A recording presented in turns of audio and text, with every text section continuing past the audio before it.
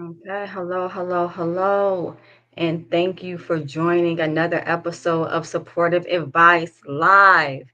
I appreciate you all coming on. Hopefully, this will be an educational show for you all. Today, we're going to talk about the stages of change. And so I'm going to kind of go over those, what those look like. And yeah, and then we will talk to someone that actually went through the stages of change, and they're going to describe that process. So, as always, I want to introduce Mr. Machismo. Hey, Mr. Machismo, how are you, sir? Doing all right. I'm doing all right. We almost at the end of the week, so that's always a this Thursday is like a all right. We almost there. When I get to the podcast, so it's always a good morale booster, and then I get to learn some stuff. So there's that. How about you this week, Mister Um, Mrs. Big Time Radio Star? Oh. I knew that was coming. I knew that was coming. I did. But in all honesty, it's been fun. It's been super fun. I got to do a commercial spot. I did my promo for the show. I met with the GM. I actually met him today, and yeah, and so in 2 weeks, Damage Control will be live on 95.9 WOBU, Cleveland's own. Our Voices United. So very psyched about that. Awesome, awesome. Congrats, congrats. That's a dope accomplishment. I don't have OVS on. Um, so right now I'm just trying to figure out my volume. Please stand by. Do do do do do.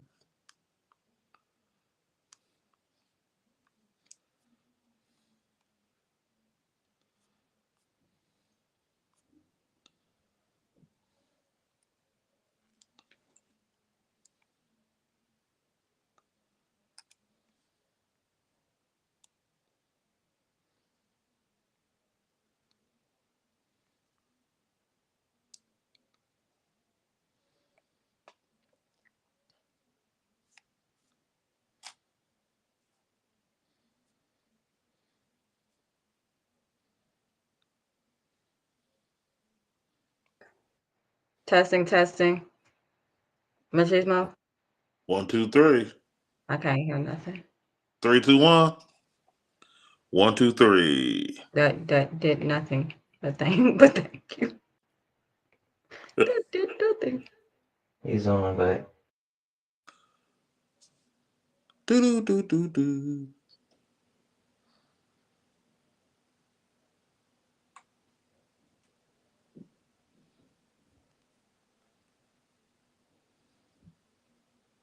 say something. Say something else, Mr. Machismo. Lucas. Yeah, Hello. I'm not There we hearing go. you. I'm gonna put my earphones on. Can that be where the earphones connected? No. Connect.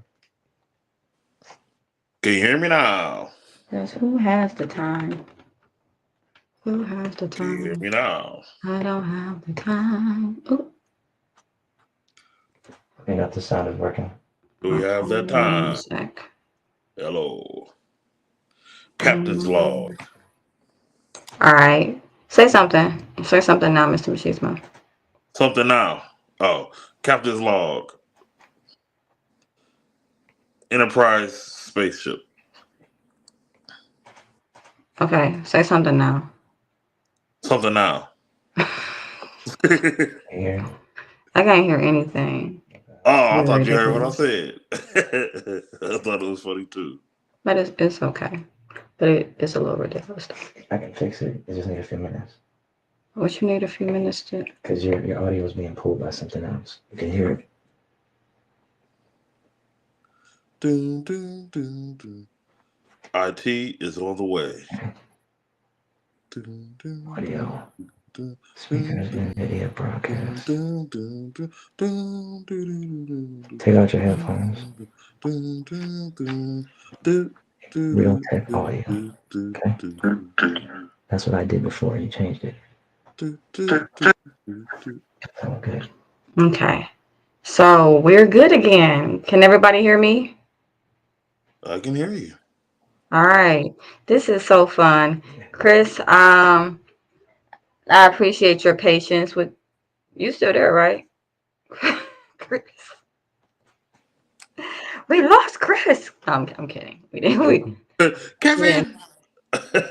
we didn't lose Chris. I don't know who I'm welcoming.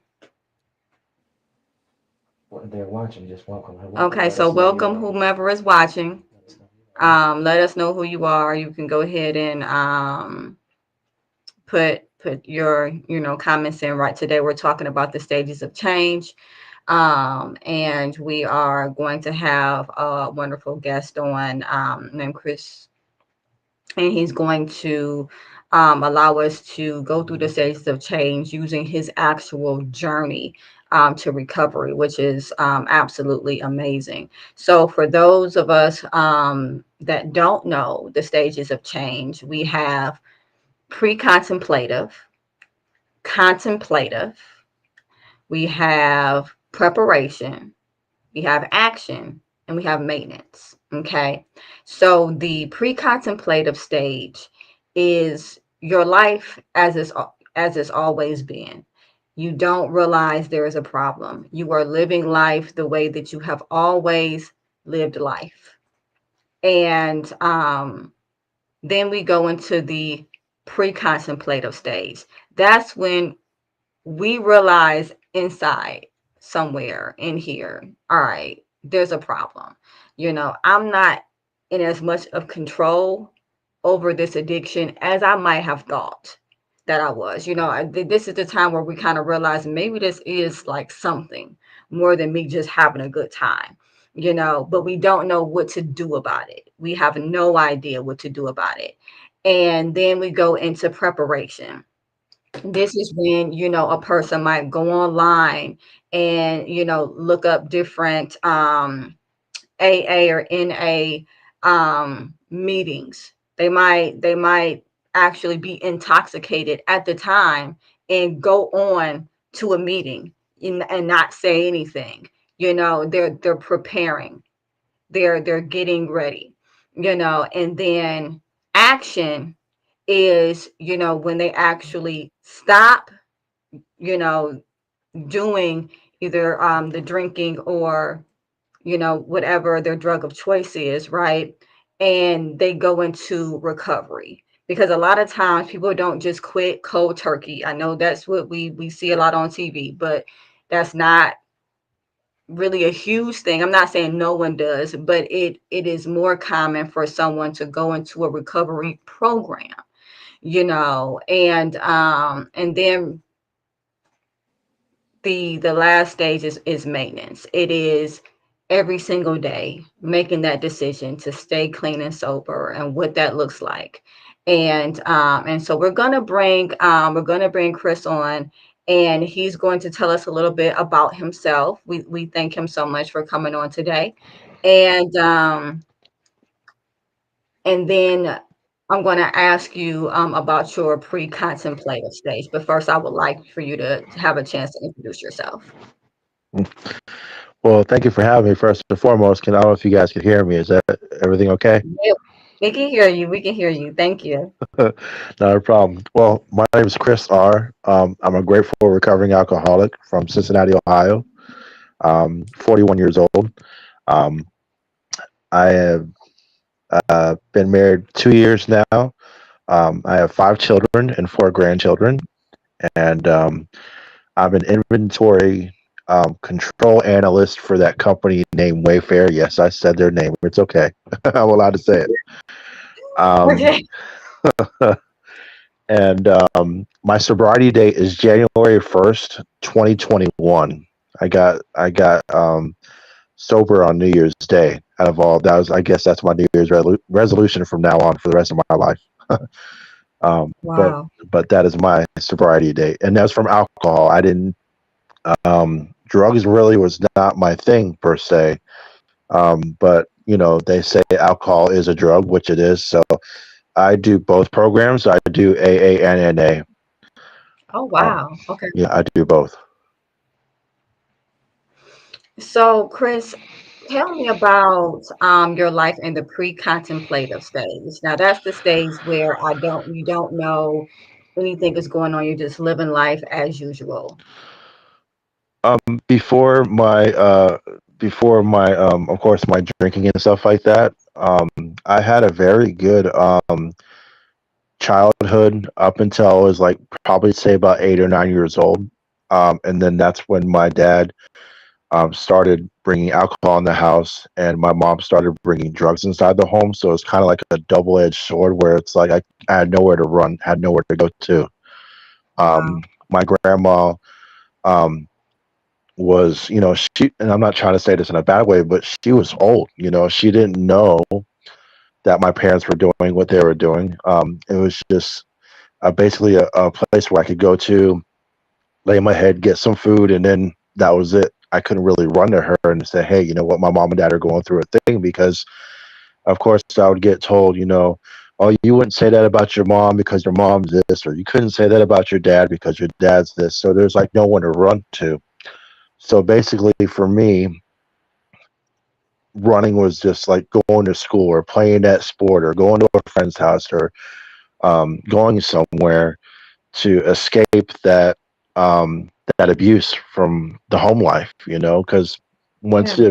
once that abuse started for them, the drug abuse and alcohol abuse, that's when the physical abuse started, the sexual abuse started, the mental abuse started, the emotional abuse started, all this stuff started taking place. And I Yeah. was one of six children, so there was four girls and two boys in a home, so I wasn't the only one that was being stuff was happening to. So and I was the baby out of all of them. So go figure. Oh, you got the baby, you got the the not the short end of the stick, but you got this or you got that. Eh, no, not in my household. So, Chris, let me ask this. As the baby, did you notice your siblings having a level of protective capacity over you? Were they able to help out more with um, you? my sisters, not per se, because my sisters, and I know I'm on a program to speak truth. So my sisters are really promiscuous, if you per se, because of course they saw my mom going through what she was going through, so they were sleeping with whoever and whatever. But my brother, oddly enough, he was in a gang, and that just took off. Once I found out my brother was in a gang, I was like, okay, well, can I join? It's just like kind of like you got those Michael Jordan tennis shoes. Can I have a pair? And Yeah. that's all it took. My brother said, okay, you sure you want to do this? And I was like, well, absolutely, because mom and dad aren't there for us, so who else is going to be there for me? And obviously, you're not, because you're doing this, and our sisters aren't doing anything because they're not doing anything with their life besides going to school and, like I said, sleeping with whoever and whatever. Um, so I joined the gang with my brother. So yeah, my brother. So I'm going to fast forward. When I talk about the pre-contemplative stage, I think I'm more or less talking about your life while you were drinking before you realized that it was a problem for you. Okay. Well, I started drinking. I want to say when I was like 9 or 10. I went to a football game with my dad. And it was actually a Dallas Cowboys football game, so it's actually my favorite team. Don't shoot me. Uh, Okay. uh, Um, but at the end of the day, that was my first game I went to as a Cowboys game with my dad. He just told me take a sip and shut up, and so I did. And he gave me some big red gum to chew it off. And my mom really didn't care because, of course, she was doing her thing. But I still felt bad for lying to my mom and saying I didn't drink anything. But I'd probably say when I was like 9, and I fast forward a little bit, like you said, I just on and off. on and off, on and off, on and off. And it didn't really stick till I was actually able enough to buy it. Once I was able to buy it and I was legally to buy it, all bets are off. I was buying with cases and courts and you name it. I had it was like the liquor store in my house 24/7, and I was a functional alcoholic. I would bring it with me to work. I would go to church with it. I'm not gonna lie. It just no matter wherever I could go, I brought it with me. Everybody's, oh, that's Sprite. Yep. That's Sure. that's apple juice. Yep. So there's no need to fabricate anything. If I could get my hands on it, and if I was able to buy it, guess what? Chris was going to get it, and a lot of people we used to refer me when I was little as Red from Shawshank Redemption. If you ever saw it, he was able to get anything and anything. That's how Oh I, yeah. yeah, that's how I was with the alcohol. If you wanted it and you couldn't get it, trust me, I could get it for you. And yeah,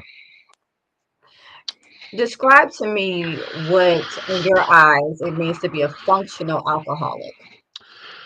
in my eyes, it's like just getting up, taking a sip right away, not even brushing your teeth, going to work with it, putting in your locker, going to break, drinking some more, going back to the floor, drinking while I'm on the floor, doing my job, taking another break, drinking some more, driving home, drinking some more. Yes, I was driving and drinking. I don't recommend it. No, no, no. But this guy did. And then going just repeat. Hardly ever eating. I remember going to the grocery store buying all this food and all this alcohol, and I remember just stuff would get freezer burnt, stuff would get molded, stuff would get curled, stuff would get out of date because I was more consumed about drinking than eating. Like the only Right. thing I could really eat was just bread. And I would just eat bread to fill me up because I didn't really care about nothing else. I didn't really care about, oh, I got a T-bone steak in the freezer. Who cares? I just wanted that shot, or I wanted that beer. I wanted this. I wanted that. I wanted this. I wanted that. I didn't care Right. about eating. All I wanted was to do was drink. Right. Right. So And that that makes sense. So going from the pre-contemplative where we don't know that anything is wrong, we're just kind of living life as it is. What happened in your life that switched you from pre-contemplative to contemplative where you realize, okay, maybe I have an addiction to alcohol? two things. One is when I went to the liquor store, I went to go check. I went to go to my old liquor store I used to go to, and my card. I want to go use my card, my debit card, and it said insufficient funds. I had literally ran my credit card over $2,000, like literally no, just boom. And the owner said, you can't use your card here no more. And I'm like, well, why? He's like, because it said you don't have no money. You can't, you know, it's not going to work. You remember if you had now if it was clear, of course you could buy some, but if my card was not taken, I was in a negative, like almost 2 grand. And then I went back to the hotel room I was at, um, and I actually detoxed myself. I don't recommend Oh, it. I didn't go through a doctor. I didn't go through no facility. I didn't go through nothing else. I did all the shakes, the throwing up, the going to the bathroom myself, all that stuff by myself for like almost a week. And then once I got come to, I was like, I think, I think I need some help because, one, I don't have nowhere to go. Two, my card is insufficient. Three, I need to figure this out. And of course, the Passages of Malibu commercial came on TV, and I'm like, oh, I could probably go there. But I was like, I'm not gonna, no program is gonna be like playing pool, not pool, but playing, waking up every day by the ocean and stuff like that. So my friend had recommended me the Salvation Army, okay. and so I actually went there here in Cincinnati. That's where I went. But before I went and pulled up on the door, my daughter's the one that gave me a wake up call and said, "Dad, this is your life, not mine, Mm-hmm. and I need you to grow up. And if you can't grow up, then I'll see you from afar." And she hung up the Yeah. phone. And she hung up the phone. So Wow. that's what made me like, oh, okay, I need to do some work because if I can't, I got to meet my higher power, which is God for me. Right. I gotta meet him halfway. I know he could do everything, but I gotta do some work. Yeah. 100%. So that's what made me push was my daughter and me, of course, doing through the detox stuff myself, which I don't, like I said, I don't recommend, but I think that's what scared me was the detox thing by myself, and then of course my daughter telling me that don't call me, don't text me, don't write me, none of that until you graduate. When you graduate and you become an adult, and I'll think about having you back in my life. Until then, click. I Yeah. was like, man, she hung up. I tried to call her back and I couldn't because it went straight to voicemail. And of course, I Yeah. had to turn my phone in. I couldn't have a phone while I was there. So I was without a phone for almost a year. And so what you're describing is what happens a lot of times when there is a parent struggling with a level of addiction, whether it's alcohol or otherwise, where the child, which is normally older by that point, will put a firm boundary, a rigid boundary, and they're like, "Listen, I'm not going to allow this to affect my life anymore. I want to be, be around you and all of that, but I'm not going to do it you as you are." They set an expectation and they say you have to either rise to this expectation or this relationship is no more. And so that is what Chris is describing. Now I want to go back to this detox because I want to be clear. You know, Detox is nothing to mess around with. Okay. It is super hard on your body. I as a mental health professional, and welcome Natasha. As a mental health professional, I do not recommend going through detox without a nurse or some type of medical facility, because your body goes through a severe level of dehydration. There's shakes, there's vomiting, there is all these different types of things, and it's not something that is ever recommended to do alone. So what Chris did, as courageous as it was, is also dangerous, and I just want to make sure that I put that out there, as he also recommends, not to do it that way. So so what I'm hearing you say is after you detox and you went through the severity of the detox, you then understood how serious the disease actually was.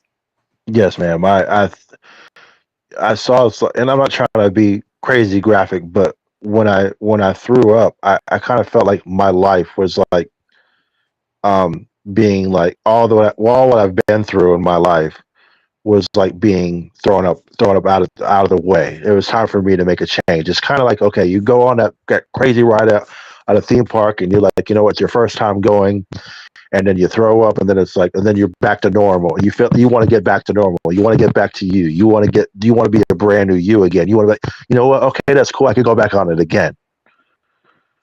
Um, and that's what I felt like with me. I was like, you know what? I did what I had did, and now it's time for me to make a change. Now it's time for me to clean up, and that's why I tell people all the time. I was a mess up. Now I'm a bless up, because at the end of the day, I was messed up, I love that. I love that. and now it's time for me to rise up because now I have kids. I wasn't married yet, but I have kids. I have responsibilities. I have to go to work. I have to do this. I have to do that. I have to be Chris again, but the real Chris. I have to be, what my mom and dad, if they were still alive at that point, I wanted them to be proud, even though they'd done some crazy stuff. But I wanted them to know that, what, your son was able to get healed. Your son was able to go through a program to get help, and he was able to stick with it and graduate and do what he had to do, and and be successful, not just be. And I'm not trying to say this in a mean way. A statistic. I wanted to be somebody that rose above that and be like, you know what? If he could do it, I could do it. Yeah. And that's what I looked at with the guys that I was in the program with, because I was in a program with like 95 other guys.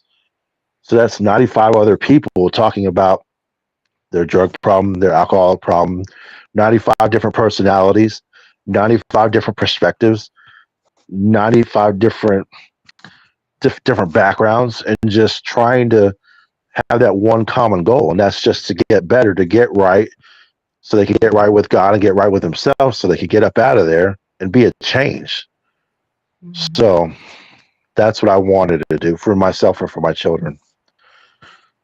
So, and I think that's very inspirational. I want to focus in on the fact that you went through detox as your preparation stage. Now, some Hmm. people think, well, detox, well, that must be the action phase. No, detox was the preparation phase. Hmm. That's when he realized, oh, this is not just as easy as not picking up a drink, and all of those things were kind of together. And then he went and got help. That was his action phase. When he went to the Salvation Army and got help, that was the action phase. Hmm. What was the Salvation Army like for you? A, a rude awakening, if that makes Yeah, sense, because I did not believe what I did not believe in God until I got there, if that makes sense. yeah, It's a Christian-based organization program. So I went from not going to church at all when I was a child to now going to church as an adult 3 times a week, in a suit, in a tie, in a dress jacket, in dress pants, in dress shoes, waking up at 6 o'clock in the morning, being downstairs before 6:40, doing a daily devotional, going to breakfast at 7, getting out of breakfast at 7:30, doing working in the store, hanging up T-shirts from 7:30 to 3:30. Got out at 3:30. Went to go into a Bible study class for about an hour. After that was over, go to dinner. After that was over, go do a course study. After the course was just so much stuff for 6 months. yeah, But the first phase, they have 4 phases. The first phase is 28 days. They call that personal reflection time, where you can't leave the property whatsoever. All you could do is just go outside for some fresh air or smoke a cigarette if you had cigarettes, and go right back inside the building, and they'll breathalyze you. Whatever phase you're on, whether you're leaving the property or coming back, they're going to breathalyze you. You get drug tested at least once a month. Um, and you go through all that to go to phase two, and then phase two will be 6 weeks. Except now you got to go to more meetings, more classes, more Bible study, more devotionals. Then phase three hits, 6 more weeks of that, and then you got to go to more classes, more Bible study, um, more meetings and stuff like that. When you first start out, they're only required 2 meetings. When it's all said and done, you have to graduate with at least by the bare minimum, at least 90 meetings, at least 90. If you can't reach 90, then they'll talk it over with you and say, hey, you know what, we'll give you a little bit more time, but you got to hit your 90 mark at least before your year. Um, by the time I got to phase three, I would probably say I had well over 100, because I wanted this so bad. I'm trying yeah, not to get emotional right now. I just wanted this so bad, not only for my kids, but for myself, because I always been told when I was younger, I was a failure. You're not going to amount to nothing. You're never going to be nothing. You're a piece of that. You'll never get married. You're too big. You're this. You're that. Well, guess what? I'm married. I'm still big. I'm a recovered alcoholic. Now what? It's like, come on. say it. you You know know, but you it's teach an the power. intensive program. If you want Jesus, or you really want to follow God, you believe that your higher power is God, which he is mine, then he will show you that even though while you're in that building, that the world's not going to stop. The world's not going to stop spinning because you're in that program. Yeah, However, like I said in the beginning, you have to do some work. You can't expect to think that they have pool tables there, they got video games there and all this other stuff. I'm just going to play pool all day, I'm going to do this and I'm going to do that. And you got some work to do from 7 to 3:30.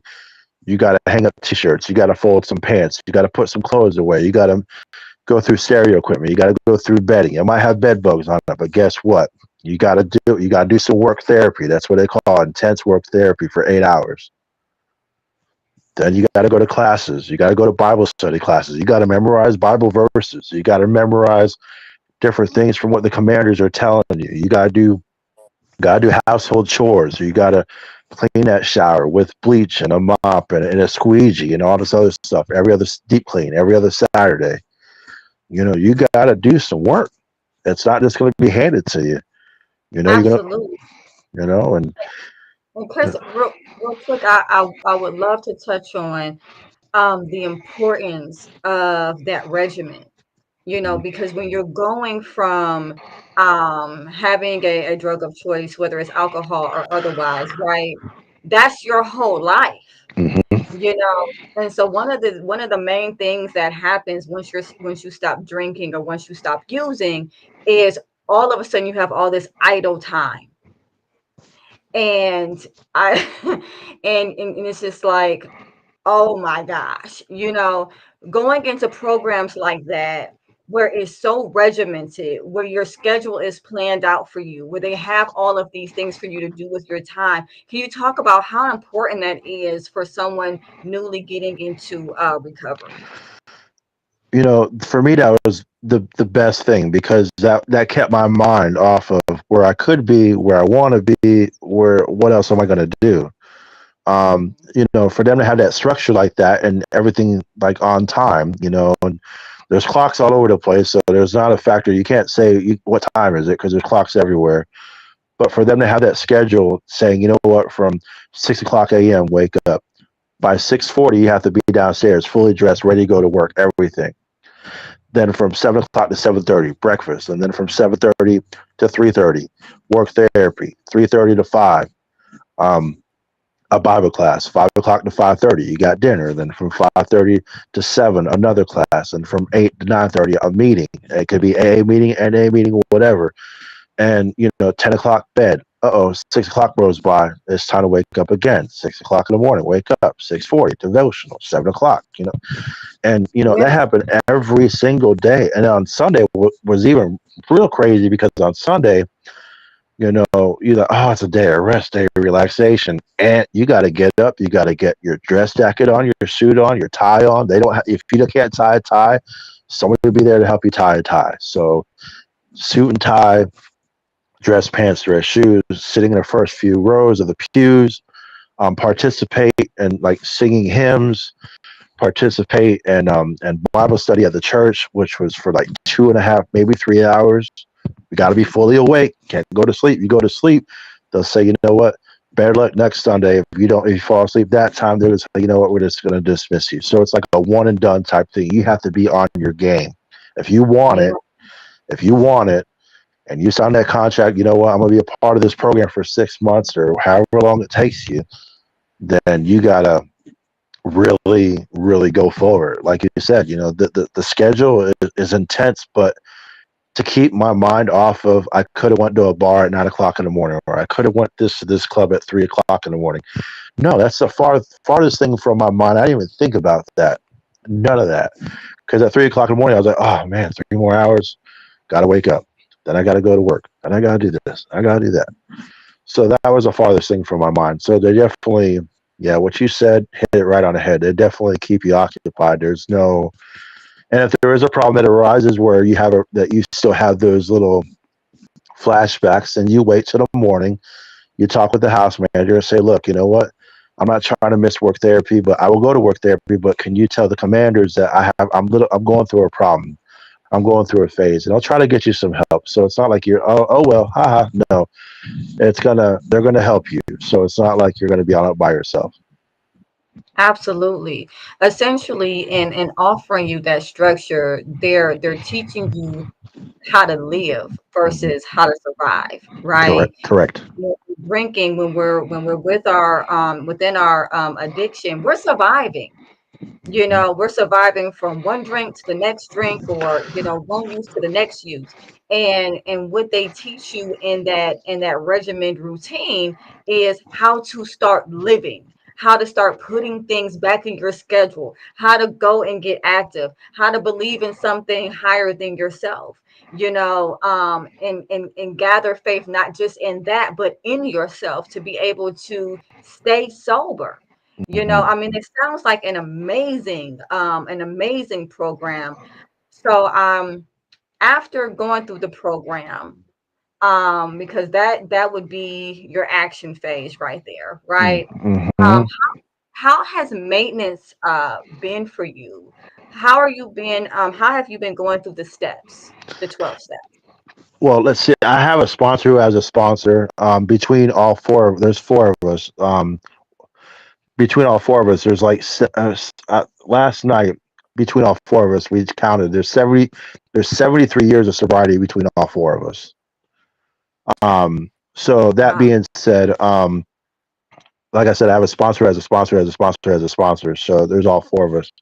Um, After I left the program, I went to a sober living apartment because I couldn't get it right by myself just yet. I couldn't be like, you know what? Okay, world, I'm here. No, I had to get another structured environment to get my mind right because I wanted to make sure that now I could go living from with 95 other guys. Now I could just go to living with one and see what it's like. So I was living in a sober living apartment for a while. I had to get a job right away, of course. The first 2 weeks were free. I was like, thank God, because I had no money. But I was able to get a job right away at a local grocery store. And once I got that job, my sponsor told me then at that time, make sure you go to your meetings. The house manager that was at the sober living apartment, he said, make sure you go to your meetings. Make sure you go to your meetings. And I'm like, but I go to work. He's like, yeah, but make sure you go to your meetings. I'm like, yeah, but I got to go to work, dude, but go to your meetings. So it's just really in my head, go to my meetings. And then that's where, well, she's my wife now, but at the time she was my boss. So yeah, kind of 13th step a little bit, but it's okay. It's all good. Um, but she held me accountable too. She's like, before we go on a date, don't you got to go to a meeting? I'm like, wait, Mhm, what? We're supposed to go to mhm. Buffalo Wild Wing and watch this football game. She's like, no, you better go to that meeting first. I'll see you at halftime. What?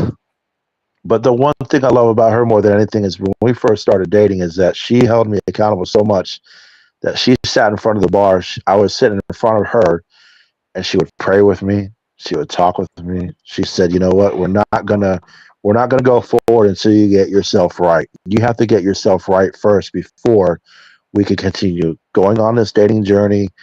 Before we can think about going to the next level, before we can think about going to the next phase, you have to get yourself right." Wow. So that's And that's one thing that she has done from back then, and she still does it to this day.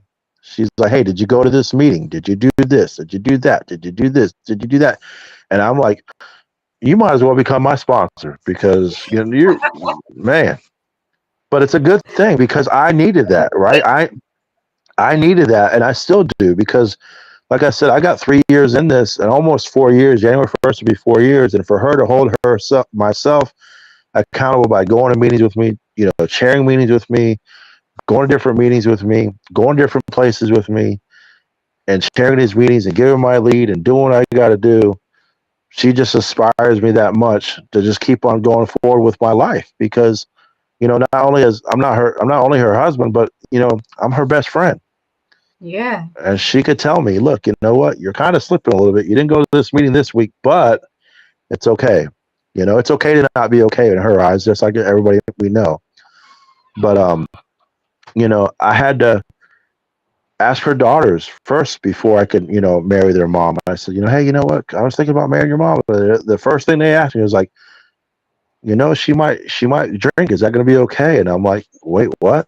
She might have a drink in front of you. You're going to be okay with that? Are you going to throw a fit? Are you going to get into an argument with her? Are you going to drink with her? What are you going to do? So her daughters had to ask questions, and those questions got answered really quickly. Look, she drinks. She drinks. I don't care. I don't. All I want to do is put a ring on it. That's all I care about. I don't care about nothing else. But So you brought up a very good point, right? Because we go through the sobriety journey, and we go into our maintenance phase, right? Which I love the fact that you took it a step further and went into sober living, because a lot of people will end it right at the Salvation Army and then hmm just kind of go out into the real world with and which has pretty much no structure again, hmm and then fall back into old habits. So I really encourage individuals that go through that Salvation Army program or any program to try to get into sober living if you can, because that helps give a new perspective to life without drinking, and it still holds you or using, and it holds you accountable. But I really want to dig into having a spouse, because this could be a spouse, this could be friends, this could be family, right? hmm That still drinks, because like you said before, the world still turns. hmm Whether we're detoxed, whether we're sober or not, the world is still going to turn. Everybody in the world is not going to become sober because we're sober. You True. know what I mean? And so we have to learn how to live in a world of individuals who may not have the problem with alcohol that we had, or they might be in the pre-contemplative stage if they're using other addictive drugs and things like that. How has it been being in a relationship, in a marriage, with someone who drinks casually? It's been at first it was challenging, but then I was like, you know what? I gotta see. I gotta. She understands that. She asked me before anything. Look, you know what? I might take a drink. I might get one. You gonna be okay? Even though I still got 3 years in, she still asked me, "You're gonna be okay," and that's what gets me really pumped up. Like, okay, I got this. It's cool. You could do it. But for her to ask me, we've been to concerts before. We've been to different places. We're getting ready to go on vacation pretty soon to Florida for a week. Oh, Um, nice. so she has already told me, look, I'm gonna lay by the beach and I might have a drink or two, and I'm gonna get this. Go ahead, you deserve it because at the end of the day, you work hard. You could play hardest too. I could do it too with some Sprite. I could get a Shirley Temple. I could get a non-alcoholic strawberry daiquiri. I could There get a you go. I could have fun too. And at the end of the day, as long as she gives me that heads up, look, you know what, I'm gonna take, I'm gonna get this. Then it's not a problem. Even if she had did it without me knowing, she'll still tell me, look, by the way, I just want to let you know, I did drink with such and such, but all I had was one. Or you know what, I took a sip of such and such, and that's all I did. So for her to hold herself accountable for telling Yeah. me, you know what, by the way, yeah, so it's perfect. I mean, I know a lot of things aren't perfect, but with her coming to me and asking me, I did this or I did that, or would you mind? You know what? I have no problem. That's been perfect the whole way through. So I couldn't ask for a better life partner, a better what the Fast and the Furious would say, ride or die. I couldn't ask for a better person. I mean, she sounds absolutely awesome. She really, really does. Um, so part of recovery, right, is making amends. hmm And so I know that you at some point mentioned your daughter and the rigid boundary that she had set while you were going through that process, right? And hi Sarah, by the way, thank you for watching. And I would like for you to go back to that relationship and talk to me about the amends process and where you are with that and your daughter. Well, for me, it was first before I made the amends to her, I had to make the amends to my parents, which both of them had passed away. So I got a balloon. I took an envelope. I wrote a letter to both my parents, and I sent them off twice. And I don't know where it's at, but all I know is I wrapped up with an envelope, and it just went up. I just went up in the air. Mhm. And then I made an amends to my sponsor right away because I wanted to tell him I'm sorry for taking his time, for him, coming to see me on the Salvation Army 3 times a week when he was just recently You know, a new husband and a new father, taking away time from him, you know, making amends to his wife and saying, you know, I'm sorry for taking your husband away, but I really needed some help. Making amends to all these people. I mean, I have my amends list is like super long. If I showed you, you'd be like, wait, what? I'm still doing it. Um, but for my kids, because like I have three stepchildren and I have two biological children, but I might as well say I have five children. I don't say step, I say five. So it was really difficult, um, but I was glad they accepted that apology, and I was glad they could tell me, you know what, Dad, I'm glad you got the help. I'm glad I could call you. You know, my kid, my wife's children, they call me Dad. Um, and so for that aspect, that's awesome. And just getting that respect back. The amends process is painful. And it's not Yeah. some, it is not some walk in the park. Like I can't just say, you know, I'm just gonna say her name's Vicky, even though her name's not Vicky. I can't just say, I'm sorry, Vicky, love Dad. No, Right. Vicky got 3 or 4 pages, and then she got "I'm sorry, love, Dad." You know, and that's everybody. Everybody at least got 2 or 3 pages. I even made an amends to my wife. You know what? I'm sorry for not being that clean husband. I'm sorry for not being that husband that was not right away pure. I was sorry for not being not that good for you. And there was a time where, like, you know what do we do? You know, what are you talking about? Divorce? I'm like, wait, well, no, no, no, no, no, no. What I was saying was, and so, but in her mind, because she's not an alcoholic, she didn't understand the concept of an amends. She thought I was writing a letter telling her, you know what, this is it. We're not going to be together no more. She thought it was going to be that kind of letter. Um, so the amends process is really, really painful. Like I said, I do these steps Monday through Sunday, every single day. Right now, I'm on step one now. I just finished 12 2 weeks ago. So now I'm on step one where I realized that I was powerless over my alcohol. So yeah, I do them every day and every night. And I work with my sponsor like twice a week over the phone, 2 hours every Tuesday and Thursday. And I just get into it. We're like, you know what? Let's knock this out because we both need it. Not only is he helping Yeah. me, but I'm also helping him because I have to also reach out to him and ask him how he's doing because guess what? He took the time to come out and reach out to this alcoholic. Now it's time for me, this alcoholic, to reach out to him and say, hey, you know what? You're good? Okay, let's get to work. So, yeah. Part of the amends process, and you mentioned that it's painful, and it definitely can be.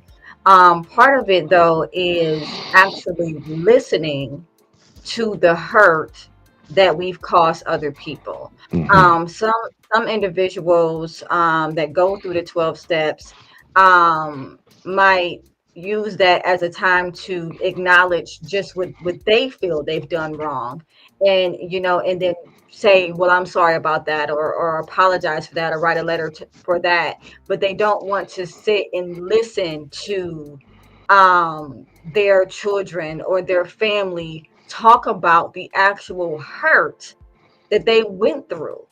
Um, how was that process for you, or did that process happen for you? I was able to take first before I did any kind of amends. I told everybody right away from the get go. Look, if you guys have a problem with anything I'm going to tell you, then you need to stop. You need to let me know ahead of time. You need to let me know that excuse me. You need to let me know that I've either pushed a boundary or I pushed a button or they pushed your feelings or something like that. You need to let me know because I can't. I don't want to get started in something and pour my heart out to you and keep on telling you that I'm sorry, and all of a sudden it's just going nowhere. It's going to a dead end road. You got to help me, help you, help me, help you. It's a two-way street. It's not. I can't do everything 100, and you just reciprocate and only give me 25%. You got to give me back 100, just like my relationship or my with my marriage. I got to put 100% in. She's not. If I put half-ass in, she's my French on your show. If I put half tail in, then I'm going to get half tail results. I got to give 100% of myself, my full undivided attention to my wife at all times, 24/7. When I leave this household, not only am I a father, I'm also a husband, a grandfather. Yes, I have grandkids. I have four of them. I'm a grandfather. I'm an employee. I'm a son. I'm a son-in-law. I'm a brother in Christ. I'm a brother-in-law. I have all these titles, but ultimately, I'm still Chris, and that's what I want to stick. I want Chris as that title. Chris has all these titles, but that for what you just said, I had to have all of them tell me, look, you know what? Okay, I can accept your apology, but you could have done it this better. But you could have done this, or you could have that. Okay, that's cool. Now I know next time. Now I know if I write my Mency again, I know what to expect, and I know what to conquer that at that time. I know what to recognize at that time. I'm sorry I didn't recognize it this time, but maybe next time, give me the benefit of the doubt. It's my first time doing it, whatever. And I'm still doing it. Like I said, I've been doing amends. I don't know how. I got pages. I got like almost a book full of amends from people from back when I was a child. So what? Like I said, I'm 41 now, and that's like I want to say like over 30 years of people that I done hurt, stole from, lied to, cheated on, disrespected. Where I got into a fight with somebody. All this stuff. And like my mom used to tell me when my brothers and sisters when we were kids, less messes. So come on, because at the end of the day, I'm proud to say I am a blessed mess, and that's why I tell people all the time in this recovery. If one thing I could tell anybody, whether it's a newcomer or someone that has 20 years, there's three things I challenge you to do. And if you could do these three things, then you can make it in this recovery world. And that is to chill, be still, and do God's will. If you do all three of those, I can guarantee you that you'll go far in your recovery without a shadow of a doubt. Still, be still, and do God's will. And I'm glad that you brought this up because I did have a question, right? Mm-hmm. Um, Now, for you, your higher power, was God, and you Mm-hmm. went to church in the Salvation Army. Did you see anyone, coming in that may not have, I don't know, been Christian, or maybe they were atheists or Mm. whatever the case may be, but they still wanted recovery. Maybe they didn't believe in going to church, but they still wanted recovery. Did you see anyone's journey similar to that? I've met a lot of guys in that program. And July 18th of this year will be 3 years since I graduated from there. So I've met a lot of people. But I would say, you said the atheist. I know a guy. He totally transformed. This guy walked in with some stuff on his chest, and him saying this and him saying that. And now he works at a church. He's actually working with the youth pastor at a church here locally by where I live at.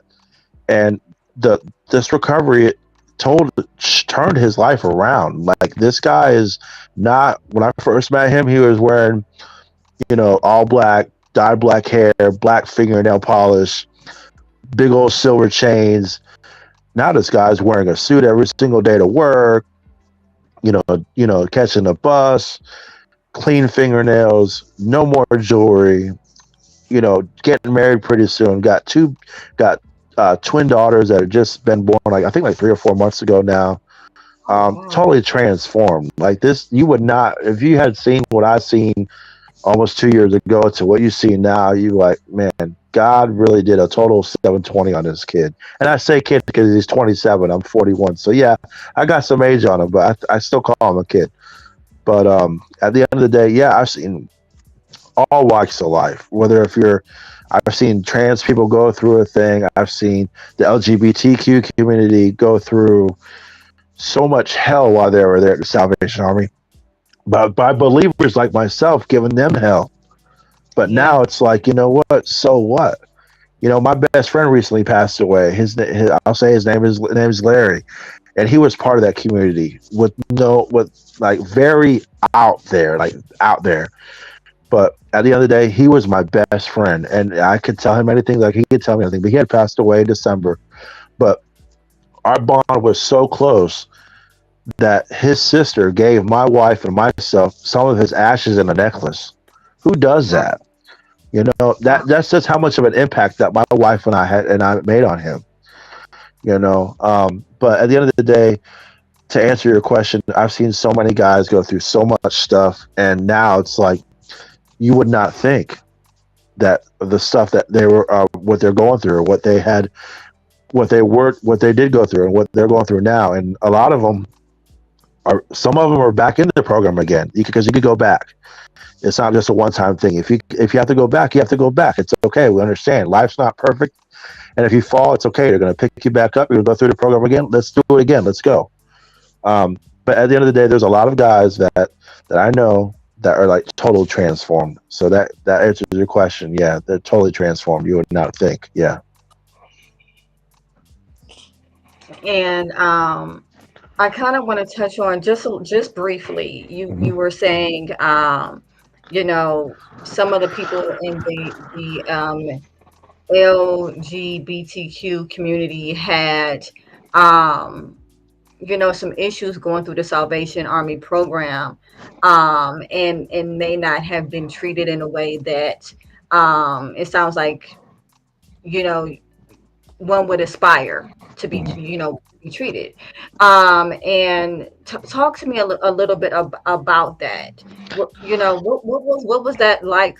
You know, seeing that. What were your thoughts on that? You know, at the end of the day, it's like I don't know if your mom's ever told you this, or they say a closed mouth doesn't get fed, right? So me, I had to open up my mouth right away. That's why they call me big head. They call me speaker box because I don't. My tolerance for crap like that is real thin. Now that I'm sober and I'm clear and I'm sober minded, I had to speak up. I was like, "Who are you to judge somebody? Who are you to tell this person that they can't get this recovery? Or who are you to tell them that they're not accepted? Because guess what? Guess where they're at? They're sitting right next to you. They're eating right next to you. They're sleeping right next to you. They're taking a shower right next to you. They are a person. They have a heart. They're an individual. They are a brother in Christ. If you can't accept that, then you're in the wrong spot because you can't be all telling me, "Oh, I'm praying for you. God bless you," and all this other stuff. And then all of a sudden, the same guy, which was like I said, my best friend, would walk right next to him, like, "Oh, devil's gonna get him." And so my friend would be like, "Okay, well, the devil's gonna get you too because you just judged me. So we're both go to hell together." So at the end of the day, I've seen a lot of people get hurt in that community, but I've also seen a lot of people in that community didn't give up. They still put their shoes on. They still put their pants leg one leg at a time, and they were able to graduate. And now it's like full fledged recovery, just like I am. That's awesome. So yeah. That is so awesome, and I thank you so much for coming on and sharing your story and letting me use it as an example to walk through the stages of change. Mr. Machismo, you have been so patient as we went through this process. Did you have any questions for Chris or anything that you wanted to say? I appreciate you. I just want to say, I don't know you, Chris, but I am uber proud of you, Chris, for just really taking that thing by the horns and really just having a passion about your change, having a passion about your betterment, and that's something that I'm sure that's something that one day it's gonna be all over, social media, and it's gonna be something that somebody that you may never know that is gonna change there forever. And that's tell that story as much as you can because people need to hear it. I definitely appreciate that, brother. It's funny because now I used to go to like the 6 meetings a week, and I've counted how many meetings I've actually been to, and as of last night, I've been at like 2,700 meetings in 3 years. Putting So got to put some work in, putting and that work in, yeah. I got to on a Right. daily and nightly. I just can't, just like it was, oh, praise God. I gotta praise Him during the daytime and the nighttime. I can't just, I have to put God first, my recovery second, and everything else will roll off that. Amen. Amen. Yeah, That's man. good. So I definitely, and it's funny you say the story online. I actually went on a Zoom meeting last weekend, and the Zoom was in New Zealand, so I was able to talk to some people in a prison in New Zealand, telling my story. Like over 1,000 inmates were watching me on TV in New Zealand on a TV. So yeah, Wow. I love it. I love telling my story. There's some stuff I left out because it's like kind of really, really messed up. But at the end of the day, if I could go through, if I could go through what I went through to that new person that says, you know what, I can't do this. I can't drop that apostrophe, drop that T and put I can. Where there's a will, there's a way. That is So so good, man. yeah, I hate when people say I can't. I hate it. I hate it. It just burns my soul. It's like I just want to go through that phone or go through that computer screen or go through that door and just like shake him like that Homer Simpson when he was choking his son Bart.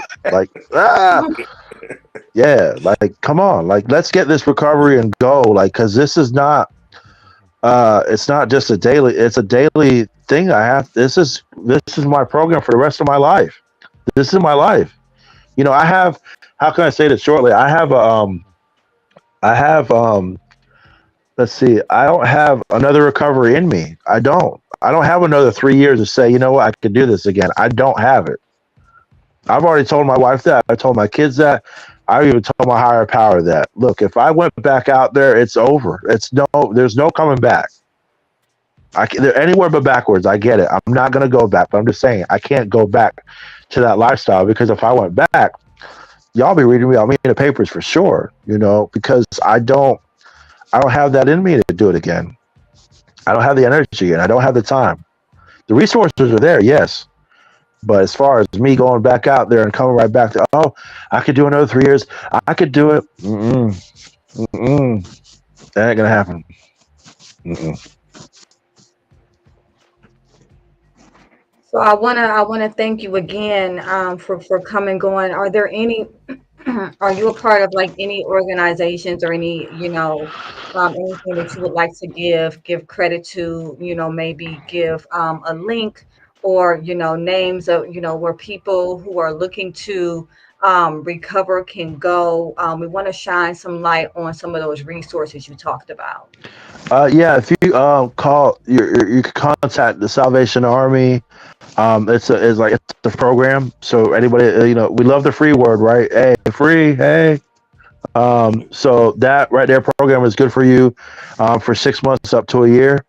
And it's in different cities. So if you're a woman or a man, because they have some cities that have women, they're good for women and men. Different cities vary by of course, there's different cities and different states, but you got to call your local Salvation Army to see if they have. It's called an Adult Rehabilitation Center, the ARC. So you can call and see if your city has both for men and women, or just men, or just women. They have that. And if you're an Alcoholics Anonymous, like myself, they have an app that you can go on Google Play Store. It's called Everything AA. And they have anything from, you could put the time and it will show the time you have in the program, like how many days, how many hours, how many minutes, how many seconds. It will show you about the big book. If you can't read, it's okay. Press the audio button and it'll be able to tell it to you. You'll be able to hear it, whether it's the 12 and 12 traditions, the AA big book, or if you can't find a meeting, excuse me, if you say, well, I don't want to go to an in-person meeting, that's okay. They have Zoom. Download Zoom, and there's a link. It's called Online Meeting Finder. You can go to meetings all over the world, all day and all night. Like I said, I was in New Zealand last week, and I'm sitting right here in Cincinnati on my couch. So everybody keeps saying, I can't go to a meeting because it's impossible. If you got a smartphone, like 98% of us all do in this crazy country. Yeah, I said it, in this crazy country. Then you could get to a meeting. There's no excuses. They'll do email verification. They'll do court verification. And there's some meetings that are on it for 24 hours. I've been to a meeting one time. I was on it for 6 hours. I was tired, but you know what? I needed it because I got to do some work. And yeah, so you'll be able to go on Google and find meeting finder, and find local meetings in your area. They got this thing, Founders Day, coming up in June pretty soon for the AA, for how it's founded, Alcoholics Anonymous in Akron, Ohio, in June. I wish I could go to that, but I gotta go to work. But they have that coming up. They got different things around, probably around your city. Volunteer at a church. Do some things to keep your mind off that alcohol. Yes, we know it's still going to be there. We know it's in the back of your brain, but keep on going. Keep going forward. Backwards is not an option. And if you fall, guess what? As a brother in Christ and as someone that's been through this for over 3 years, I'm gonna help pick you back up, and I'm gonna help you get whatever you need to help, whatever you need with, whether it's going to a meeting, getting a sponsor, whatever you need. Let's go. Let's get back your time again. I can't speak for me because I can't. I'll be able to have this time back again. But I know I can help that newcomer if they had like 5 years and they slipped up, but they came back up and said, Chris, I got a problem. You know what? Let's get them 5 years back again. Let's not dwell in like, oh, I'm never going to be about anything. I'm a mope and I'm going to do this. I'm going to do that. No, that's a bunch of crap. We have a purpose, because guess what? Even broken crayons still color. All right. Say that. That is all. Even broken crayons still color. A Yeah. 100%. And I'll second what Mr. Mochismo said. Definitely proud of you and your journey. I know it is one day at a time. It's a never ending decision, that you're making. 100%. Keep telling your story. Keep telling your story. Um, we were able to bring Chris on today because he reached out via email. So if you also want to be a guest on Supportive Advice Live, email me, um, Aquila Wheatley at supportiveadvice.com, and I'll put it on the screen. Aquila Wheatley at supportiveadvice.com. And I thank you so much, Chris, for reaching out. You have given us some invaluable information, and bless you in your journey. Bless you too. And thank you for having me. And bless you both. Standing prayers for you both and for your platform, and prayers for your practice. And keep up the great job. I've seen testimonials from people, and I tell you what, I might be giving you a call myself, because you know what? At the end of the day, I said all of us, we all in this world need some help. And we all could get it. We all need it. So I really appreciate you and your platform. I appreciate you. Absolutely. Thank you so much. You have a great day, Chris. You too. Thank you so much. All right, so we're going to fade out with a commercial. And thank you, everybody who joined in. Thank you again, Chris. We really appreciate you and your story. Please keep telling your story every day. Keep telling your story. And anybody else that's out there that's going through addiction, no matter where you are in your journey, whether you're pre-contemplative, contemplative, whether you're in preparation, action, or maintenance, reach out for help. That's what it's for.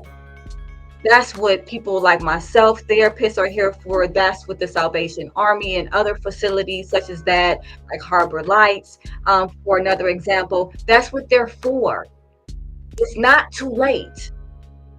It's not too late to start your life over again the way you want to.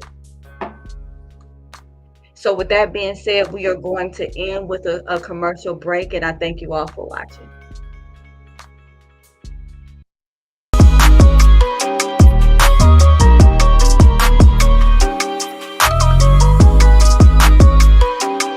Let me be a part of your journey.